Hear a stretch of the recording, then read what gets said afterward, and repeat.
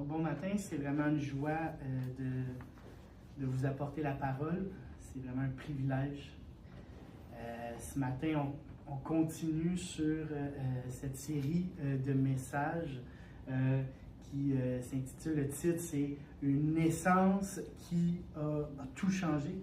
Je crois que la naissance du Christ, c'est quelque chose qui a changé l'univers, qui a changé l'humanité. Et je dois affirmer que du début de la couverture de la Bible, aller jusqu'à la dernière page, la Bible, c'est un livre surnaturel. Et on peut et on doit savoir que, de la même manière, la naissance ne fait pas exception.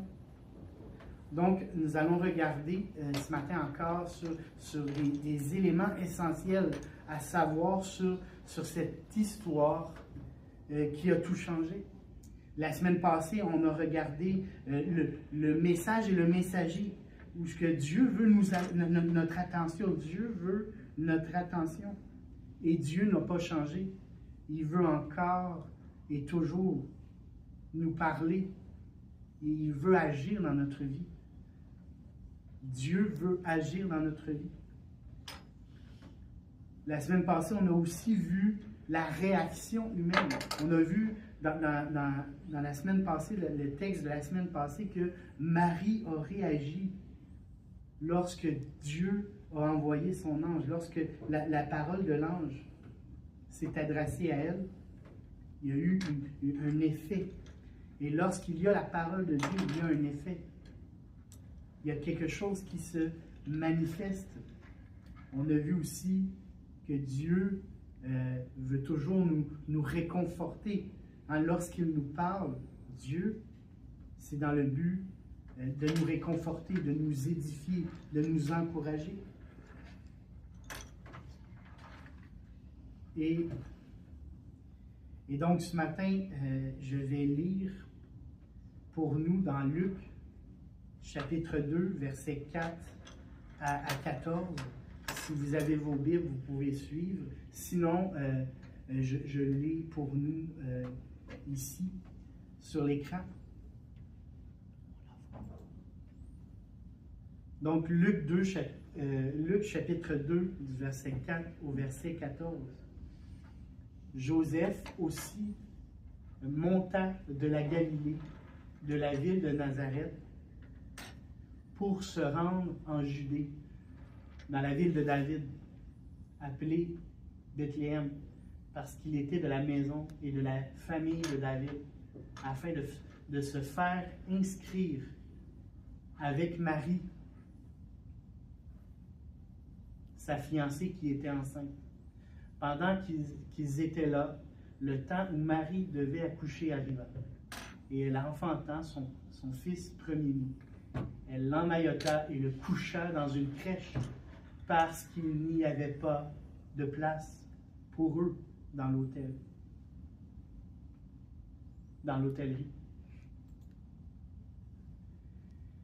Il y avait dans cette même contrée des bergers qui passaient dans les champs les veilles de la nuit pour garder les troupeaux.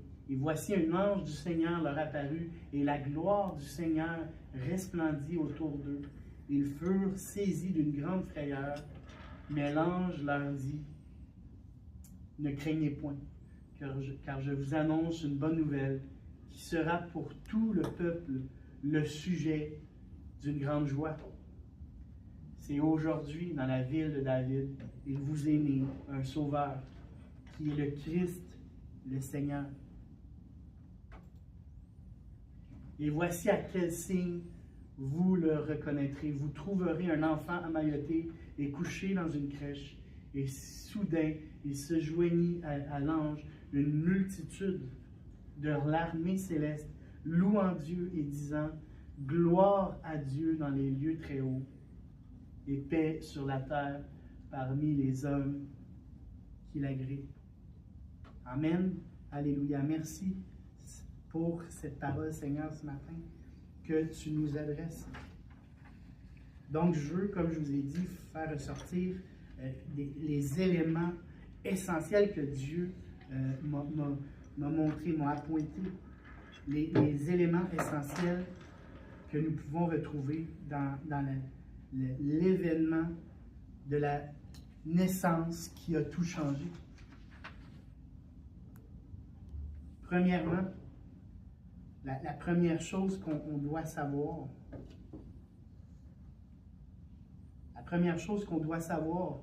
ce matin,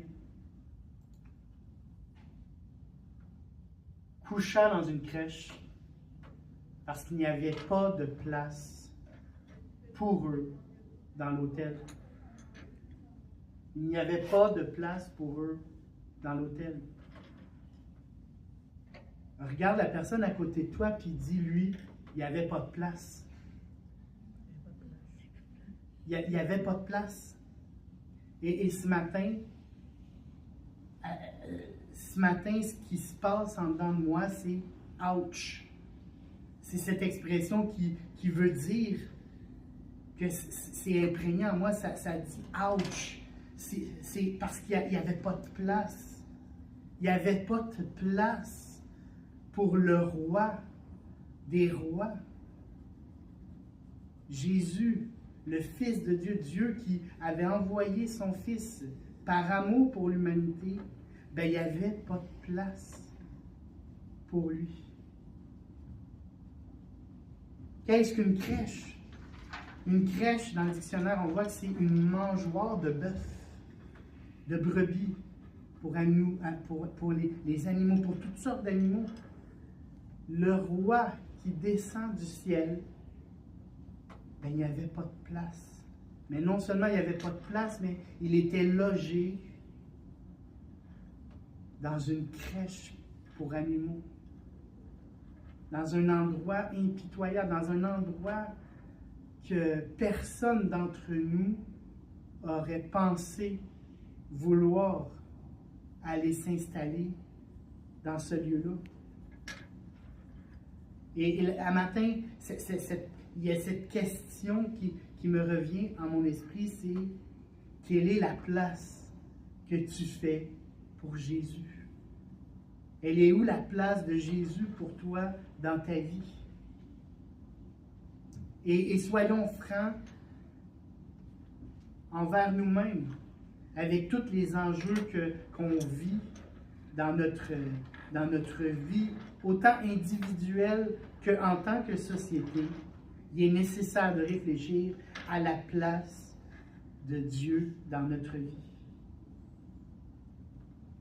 C'est cette question que j'ai pour nous ce matin. Est-ce que tu décides ce matin d'ouvrir la porte à ce Jésus qui veut rentrer pour vivre avec toi?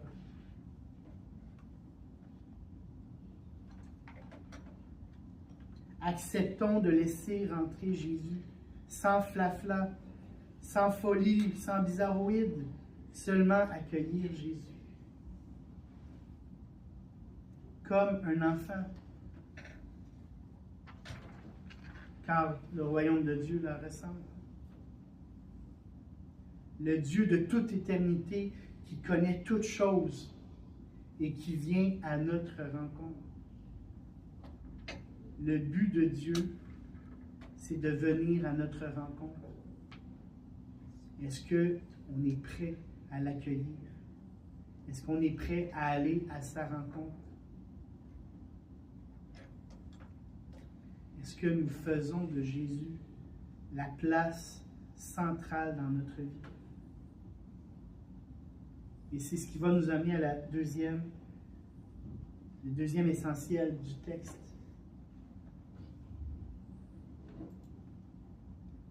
Un ange du Seigneur leur apparut, et la gloire du Seigneur resplendit. La première chose que je veux faire ressortir, c'est le terme, l'expression « apparaître », qui pourrait aussi se définir comme étant présent. L'ange de l'Éternel était présent. l'ange de Dieu était là. Il est venu à la rencontre des bergers. L'ange de Dieu, il est venu à la rencontre.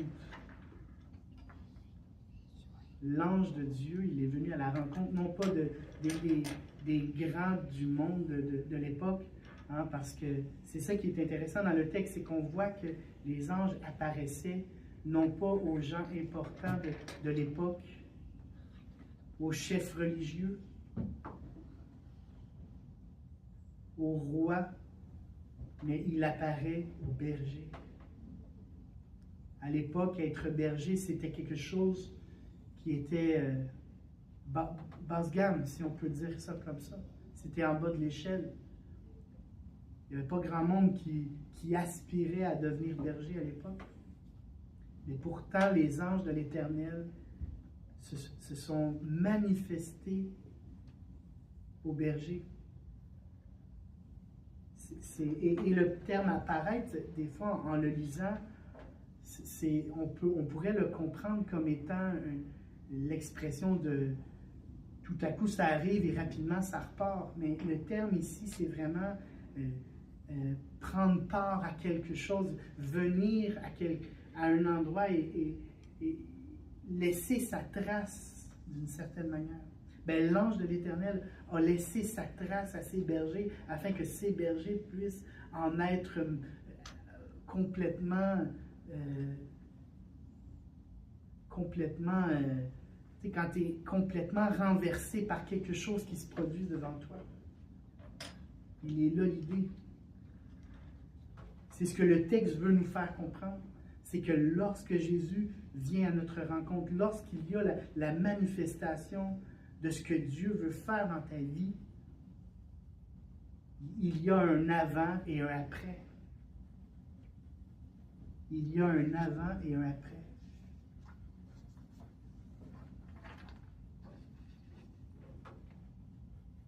Lorsqu'on regarde ce texte, c'est vraiment, il est resté près d'eux. L'ange était là.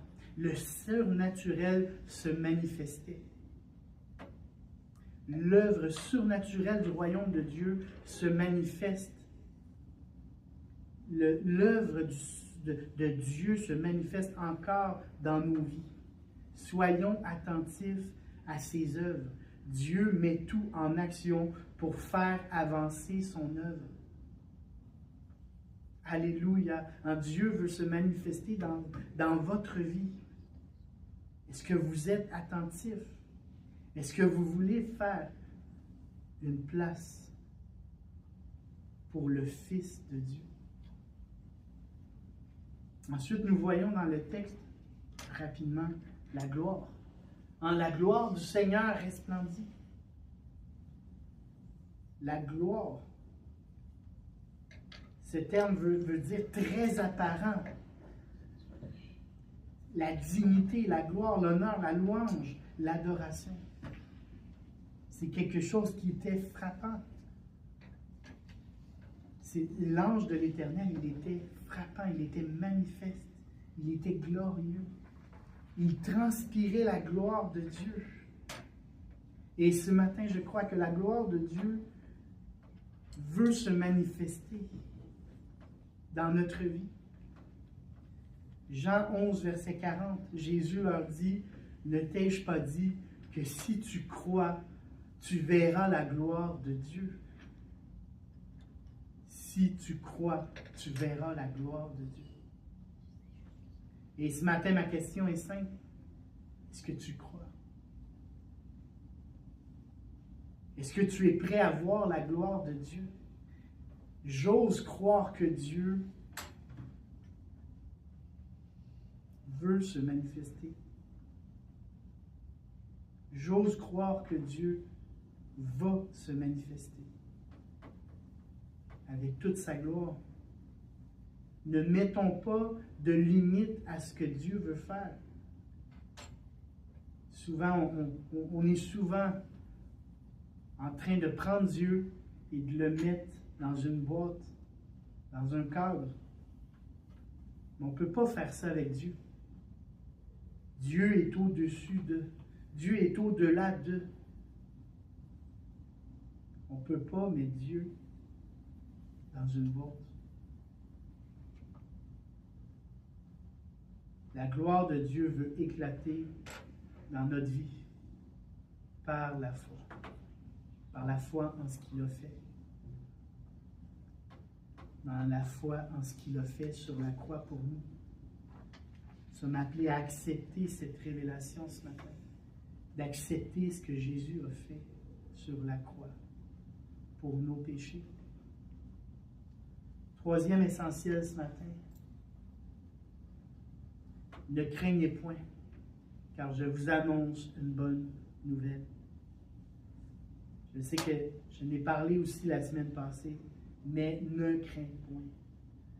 Cette expression est exprimée 365 fois dans la Bible, ce qui équivaut à une fois par jour pendant un an. Ne crains point. Une expression qui veut communiquer ou exposer quelque chose qui fait face à un instinct ou une nature. Nous sommes de nature à avoir peur. Nous sommes de nature à vouloir reculer devant l'adversité. Mais l'ange communique la paix. L'ange communique la foi. L'ange communique l'espoir. L'ange communique le réconfort, le secours, la guérison, la délivrance. Au nom de Dieu. C'est ce qui est exprimé ici, dans cette situation-là, mais dans toutes les situations de ta vie, Dieu veut te communiquer ce même message de ne pas craindre devant l'adversité, mais de t'accrocher en Jésus-Christ, le Seigneur et Sauveur. Notre condition de vie, notre condition humaine peut souvent nous amener à croire un mensonge, croire que nous sommes laissés à l'abandon. Dans Jean 10, verset 10, le voleur ne vient que pour dérober, égorger et détruire. Mais moi, je suis venu afin que les brebis aient la vie et qu'elle l'ait en abondance. Jésus est venu naître, vivre une vie en connexion avec Dieu, le Père. Il voulait faire les œuvres du Père. Il est mort sur la croix, il est ressuscité afin que nous ayons tout ce que j'ai énuméré tantôt et plus encore. Nous sommes appelés non pas seulement à faire les œuvres du Père, les œuvres de Jésus, mais il a dit, vous êtes appelés à faire encore plus. Dieu n'a pas fini son œuvre. Dieu n'a pas fini de faire grandir son royaume au travers de nous. Nous sommes ses canaux. À partir du moment où nous acceptons son message, son appel, recevons ce matin ce message. Recevons ce matin le nom de Jésus. Recevons ce matin cet espoir.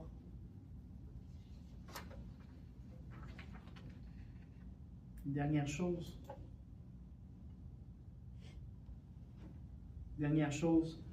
Un sauveur, Christ le Seigneur. Aujourd'hui, dans la ville de David, il vous est né un sauveur, qui est le Christ, le Seigneur.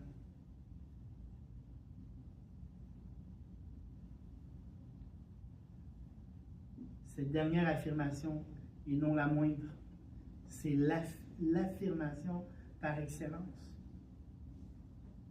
Jésus, il était le Sauveur. Il est et il sera le Sauveur, le Christ, celui qui devait venir. Il n'y en a pas d'autre.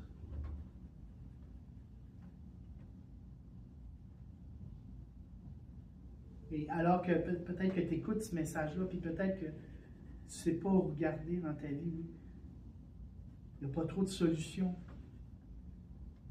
Et j'aimerais ça, en terminant, juste que tu puisses fermez les yeux avec moi. Et là où tu te retrouves, que ce soit ici ou que ce soit en ligne, que tu puisses juste fermer les yeux et que tu puisses juste seulement reconnaître ce matin que tu as besoin de ce Seigneur et Sauveur, le Christ, celui qui a été donné. Juste reconnaître ce matin ce qu'il a fait sur la croix pour toi.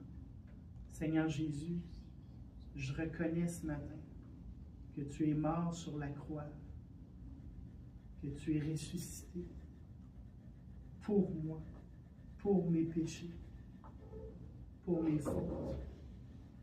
Je le reconnais ce matin. Et je reconnais que tu es ressuscité, que tu es vivant et que tu me donnes de l'espoir. Tu me donnes la vie et la vie en abondance. Et c'est dans le nom de Jésus. Amen.